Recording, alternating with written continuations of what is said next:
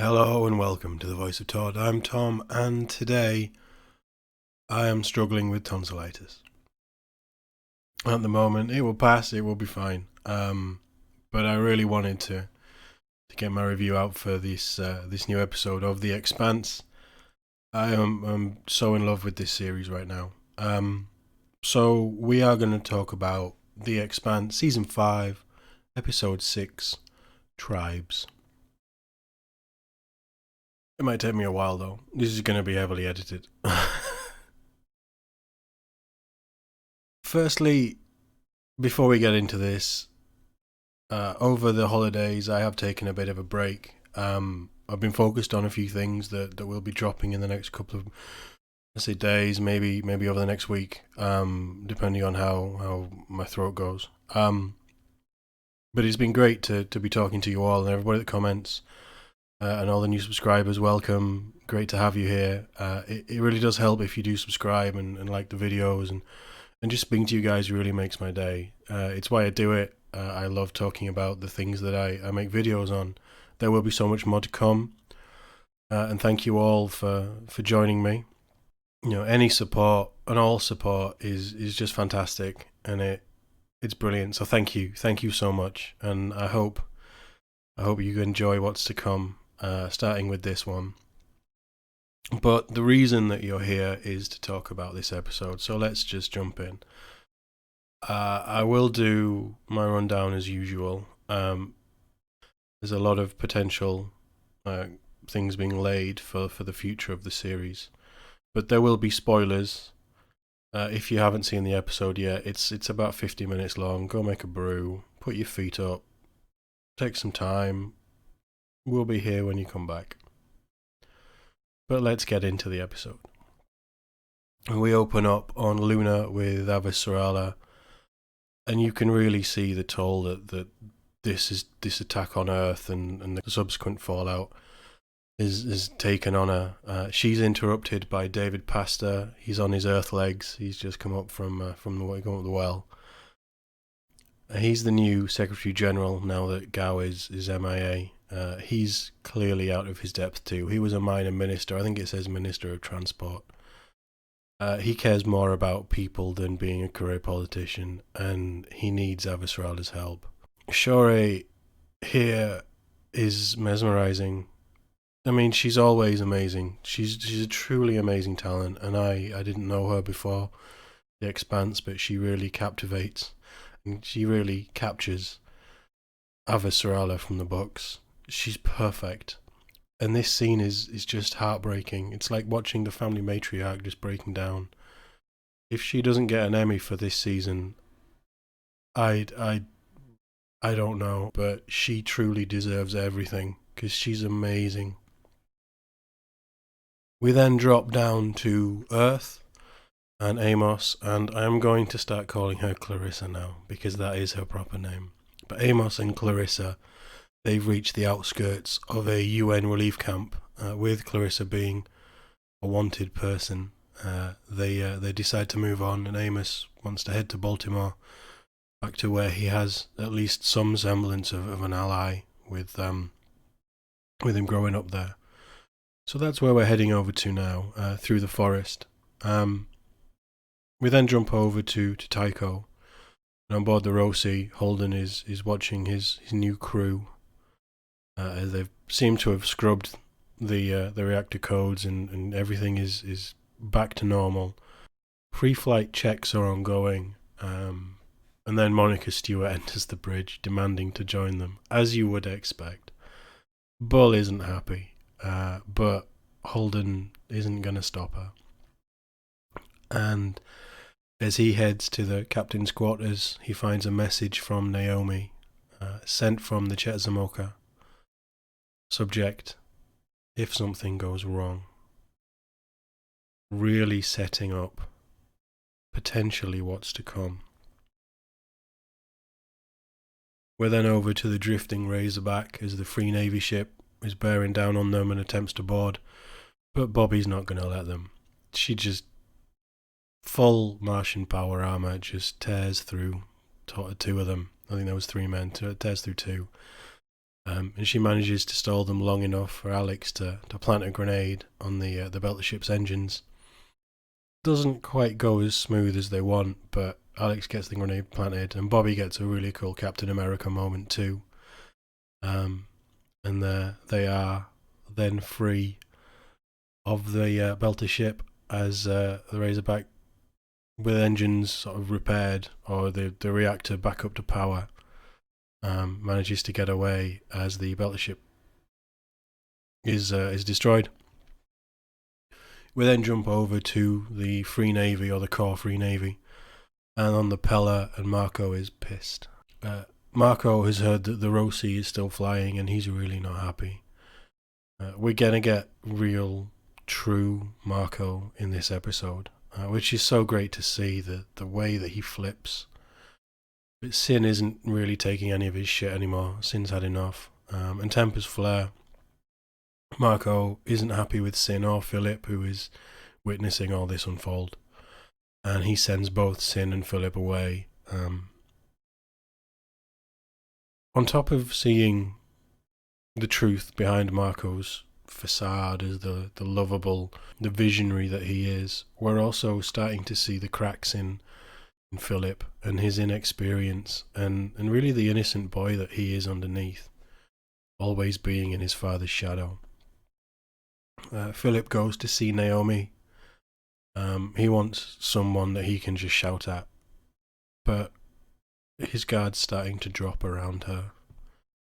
And then back over to Earth, we really do focus on Amos and Clarissa this episode, and they're working their way across America. They find a dead guy, take him for take his equipment, anything useful they find on him, and then a lone man by a campfire. He seems friendly enough, but Amos is starting to revert back to true Amos, and he leads Clarissa away. Over then to Drummer's fleet, they're waiting for Marco and his Free Navy to arrive, and there is tensions running high through her family.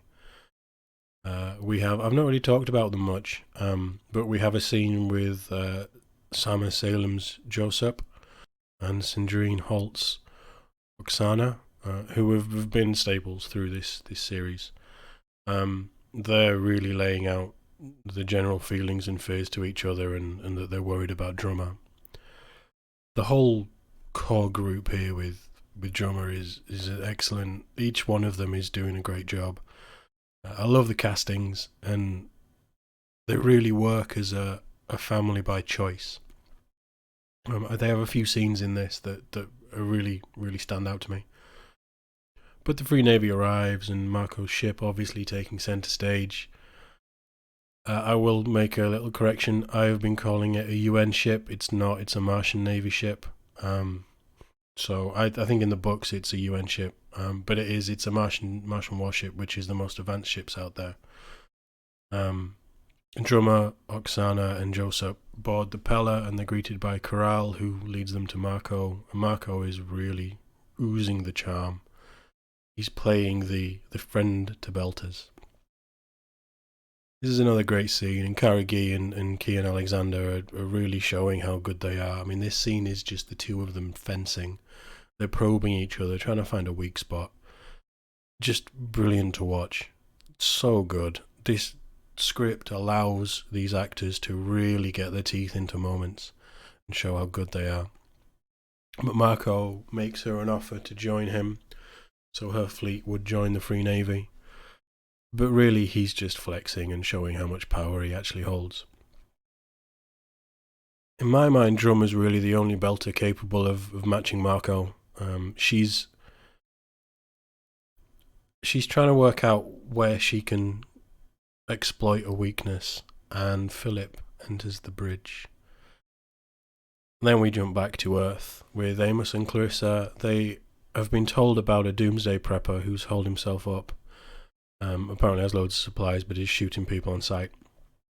So they head towards him. They need equipment, and Amos isn't really going to trust anyone at this point. But Clarissa is pretty beat. She's still got a broken wrist. There's no splint or anything on it, so she's struggling with that. And the last of the mod blockers is working through her system, which is just taking its toll.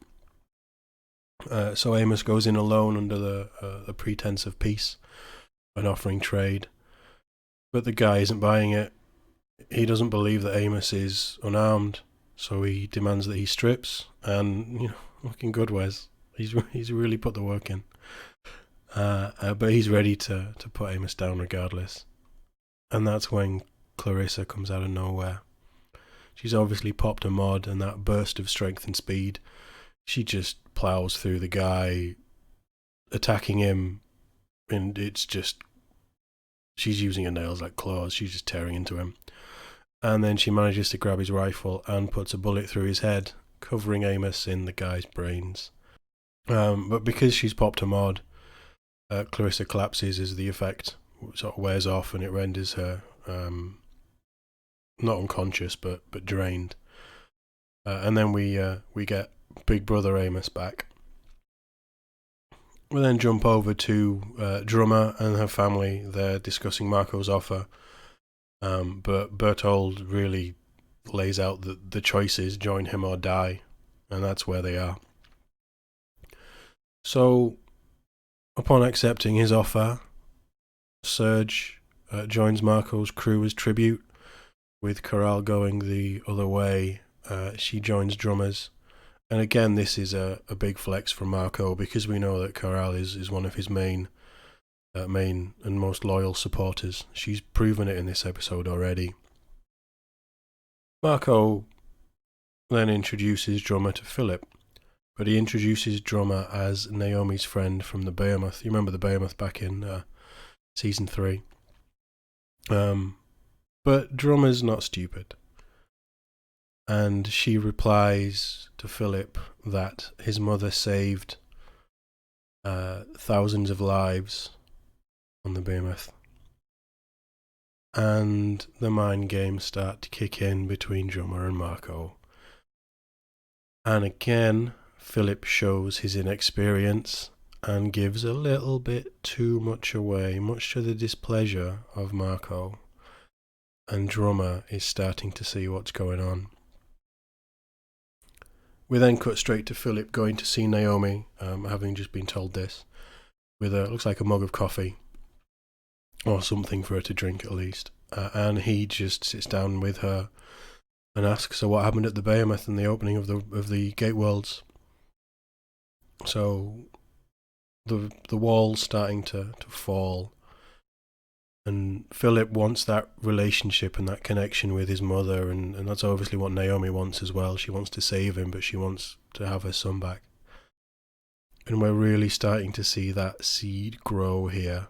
But as they start talking and Naomi's telling Philip of the exploits, we cut to Marco, who is listening on the bridge, and he is not happy. So he decides to set an intercept course for his fleet to the Zemea and the Rosi. And then we finally end up back on Earth, with Clarissa starts to wake up and comes around after her body's recovered from using the mod, as Amos is using the log burner.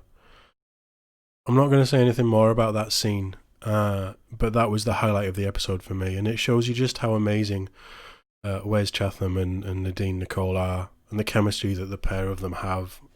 They've been standouts for me this season. I mean, there isn't one member of the cast who isn't amazing this season, or any season to be fair. But the two of them here in this scene just shows you how good they are. I absolutely loved it, and I think it's one of the best scenes in TV, just for the pure heart that's there, and the realisation of the two of them. But we end this episode with Naomi still in isolation, but she's starting to get through to Philip. Alex and Bobby are back on track with a working Razorback and seemingly away from the Free Navy. Holden, Bull and Monica are out on the hunt and looking for revenge against Marco. And Avasarala is back in a position of power to try and start to rebuild whatever's left of Earth after the attack. And Amos and Clarissa still down the well, now with supplies and transport, ready to find what's awaiting them as they move towards Baltimore. This episode was the first one, maybe this season, but definitely in the last 3, where you actually get to take a breath. there is a lot. There's probably more going on in this episode than any other. There's a lot of groundwork being laid, but we're starting to see what state the galaxy's in. We still haven't heard anything from Mars. The last thing we heard, I think, was episode 3, when they confirmed that there'd been a bombing at the Parliament. We've heard nothing. I don't know why we've heard nothing. There should have been some little element or a news feed, or they could have given us something of what's going on Mars. But we don't really have anybody there. But we're really seeing what a mess everywhere is. This season is really coming along nicely, and the scope in which these episodes are filmed and the script, it just shows you how ambitious they are behind this show, the showrunners and everybody working on it. It's just incredible. The Amos Clarissa stuff is the highlight for me. That's my favourite part of this book. But seeing Philip interacting with Marco and Naomi at whatever point, and the growth in that relationship is also huge, and there's going to be some really big things to come, I feel. I seem to say this every week, but the cast is just fantastic. As I mentioned, the standouts for me were Wes and Dean, but Shore Avasarala. I can hardly say that, my throat's knackered. But in the last few episodes, she's hardly been there. She's such a big part of what holds this series together. She's incredible. I mean, again, we haven't had much Monica recently, but the energy that Anna Hopkins brings, and the difference between her and Holden and Bull, who are very similar. They go about things differently, but they're very similar demeanours. It's great putting her with them and pushing them to almost out of their comfort zone. Brilliant. I think this series, I mean the show in general, but this series specifically, you can clearly tell that everyone is giving it their all here. The writing is really tight still. The direction is solid. And again, I mean, this is proving why it's the best show on TV right now. I still think episode 4 is the highlight of this season, with everything that happened there and the fallout of the attacks. But I'm watching this weekly, and I'd be interested to see if that shifts with a binge watch. I think I'm definitely gonna watch all of this in one go to get that feel for it. I'm very tempted to watch all 5 seasons again once this is finished, just to really appreciate how good the show is as a whole. We are going to have a year without it, or 11 months without it. I think December is probably going to be season 6, hopefully. So I think I may have to rewatch all these. It might be something that we do for the channel, maybe watch parties or something down the line, who knows. But I definitely think that it deserves a rewatch. But tell me what you think. I'm losing my voice a bit here. But tell me what you think in the comments below. I am always happy to talk about this stuff, and I really want to. Hopefully you're enjoying it as much as I am. But thank you very much for watching. I'll see you in the next one.